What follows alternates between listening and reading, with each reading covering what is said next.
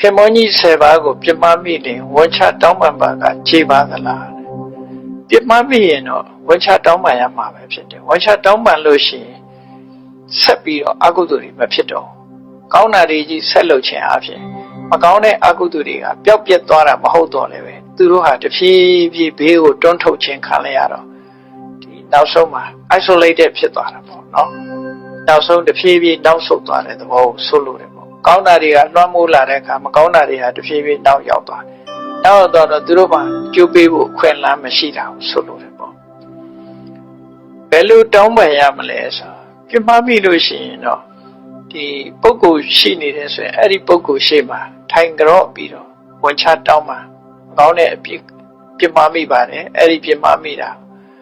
တိခံမှာခွင့်လွတ်ပါလို့ဒီလိုပဲတောင်းပန်ရမှာပေါ့အဲ့လိုတောင်းပန်တဲ့အခါမှာသူကလက်ခံလိုက်ရင်ကိုယ်စိတ်ထဲမှာပေါ်ပါပြီးတော့သွားတယ်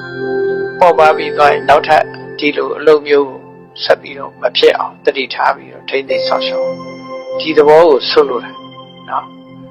ဒီ confession လုပ်လိုက်တာနဲ့အပြစ်တွေအလုံးကြီးသွားတယ်လို့ဒီလိုပြောတာမဟုတ်သူပြောတာမဟုတ်လုပ်ပြီးသားတစ်ခုကလုပ်ပြီးသားပဲသို့တော့နောက်ထပ်ဆက်မတိုးအောင်ထိန်းတဲ့သဘောပဲဒီဘာလို့လို့ဆိုရင်မကောင်းတာတစ်ခု